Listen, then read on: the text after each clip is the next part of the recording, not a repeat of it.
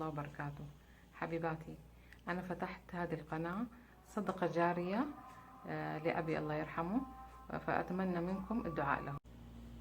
السلام عليكم ورحمة الله وبركاته. اليوم حسوي طريقة البروستد اللي هو البروست.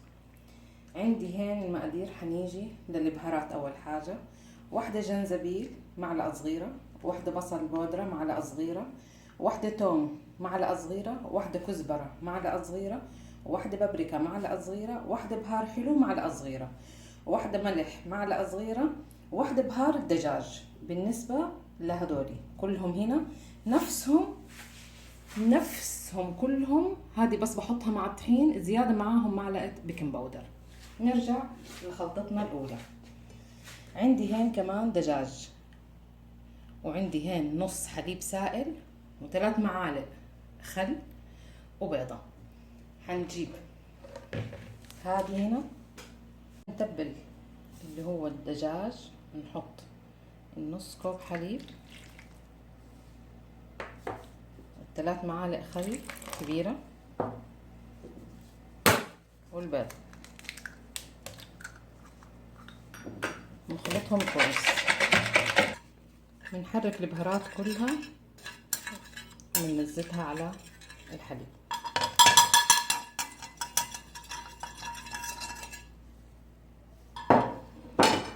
بنحركهم مظبوط.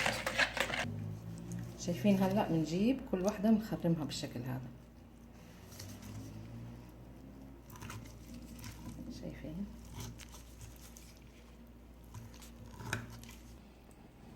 هلا بننزل قطع الدجاج كلها هنا،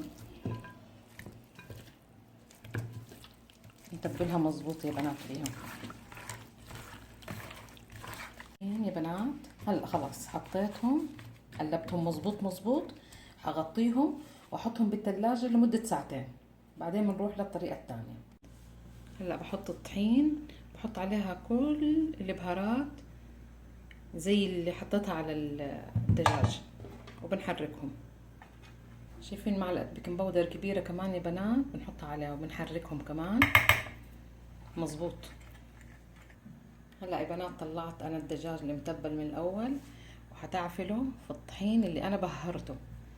نتعفلها مظبوط عشان مرحلة القلي. مظبوط.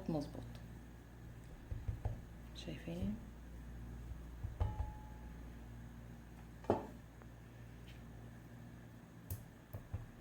بسم الله الرحمن الرحيم.